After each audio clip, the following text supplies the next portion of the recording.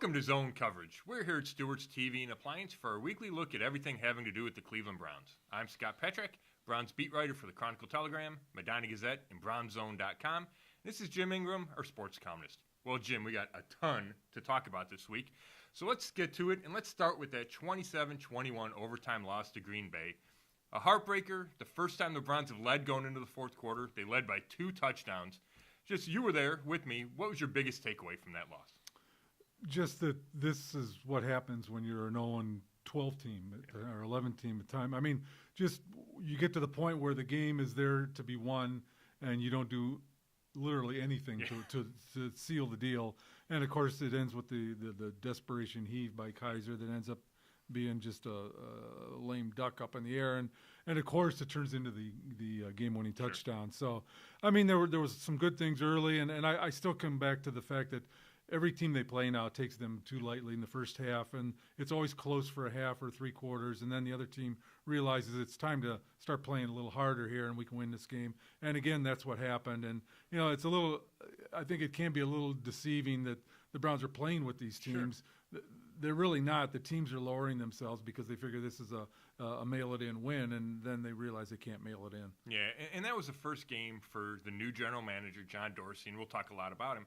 But that's the first game he gets to watch in person, check out the Browns. And what do you think he takes away from that? You know, we talked about they got off to a good start. Josh Gordon catches a touchdown. Corey Coleman catches a touchdown. Kaiser has his best game through 3 quarters. But yet, they don't make enough plays. David Njoku drops the ball at the end. The punt return gives up a huge touchdown, or a huge return. Jason McCourty gives up 2 touchdowns. I mean, what do you think he sees? It's his first live look at the Browns. What do you think he kind of takes away? Man, this is a roster I inherited. Yeah. I think he's looking at certain position groups, starting with the quarterback, I'm sure, because the importance of that. But, you know, he's probably looking at the ones that he perceives as being the weakest. And then, you know, the peripheral stuff where, you know, he sees, oh, well, there's why they're losing so much, or there's another reason why they're losing. But I think he has to really concentrate, and probably will on these last games on Kaiser, the receiver group, and selected other spots that are the most in need of upgrade. Before we delve into that, we've talked about Sashi Brown a bunch of times on this show, and you were good with him being fired. I was good with him being fired. The fact that they went to John Dorsey, who is a football guy, right? And he's been a scout. He was a player. He's been a scout for 20-plus years. He's been a GM before. Do you like that switch and even the timing of it with 4 games left?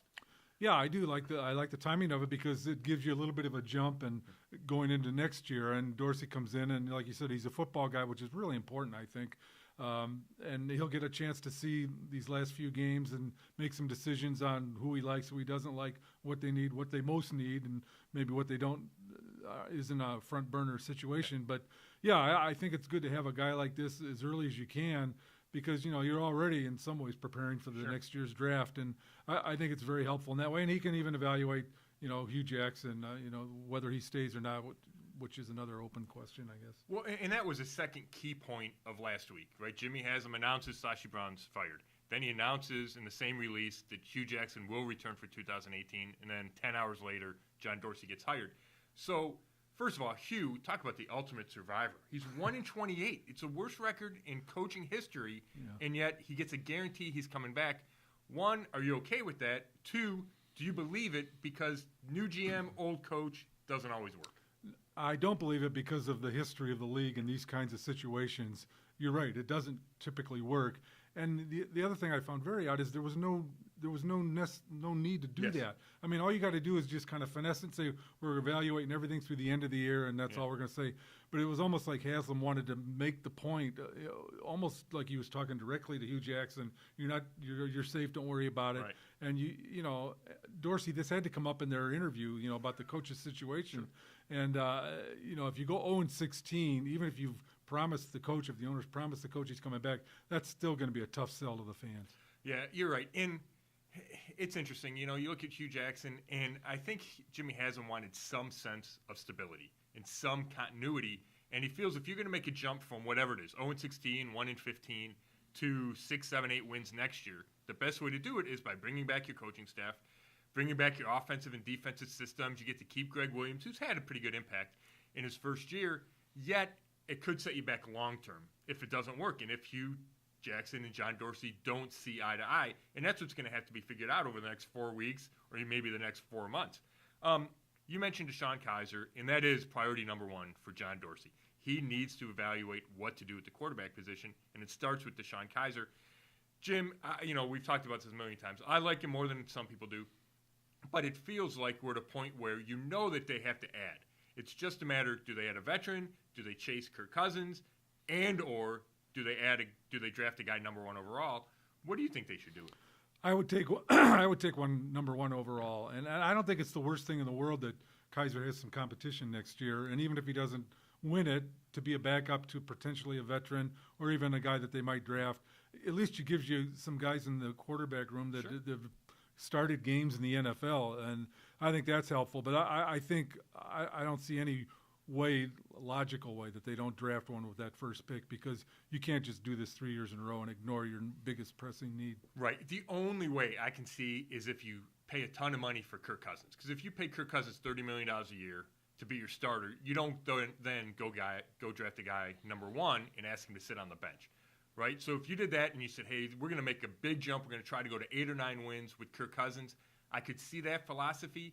But what seems more likely is you draft a guy number one, you trade for or sign Alex Smith or Eli Manning or somebody else who could act as a bridge, and then DeShone Kizer becomes your third quarterback. Sunday, when the Browns got off to that start, Josh Gordon catches a touchdown.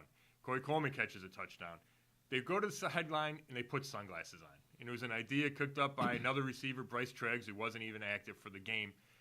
Hugh Jackson said he's fine. You're supposed to have fun in the NFL. He wants more celebrations because that means they're scoring touchdowns.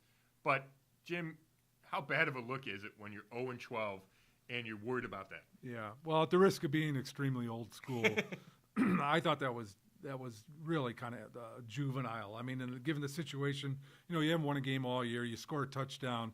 It's not Mardi Gras time on the sidelines. I mean, you're still the worst team in the league, and it's nice to show some spirit. I equated it to the Danny Shelton dance earlier this year when he did a sack, and Hugh was okay with that. I think he's trying to give the players some chance to have fun when it calls for it, but it really is a bad look when a team this bad is kind of cavorting on the sidelines like that. Another thing that got lost in the shuffle because of all the moves last week was Kenny Britt gets cut, the receiver, who we've mentioned never in a good light on this show. The first move John Dorsey makes when he becomes general manager. I just want to reflect on that a little bit because, you look at all the bad moves Sashi Brown made in his time running the football department. Kenny Britt ranks up there. He guaranteed him $10.5 million. I think Kenny finished with 18 catches, 2 touchdowns.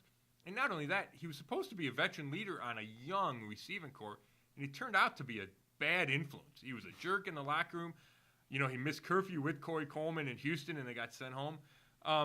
Is it nice to see John Dorsey recognize that right away and say, hey, I would have signed this guy. We can't keep this guy. Yeah, that was almost a direct shot at Sashi, really, when you think about it.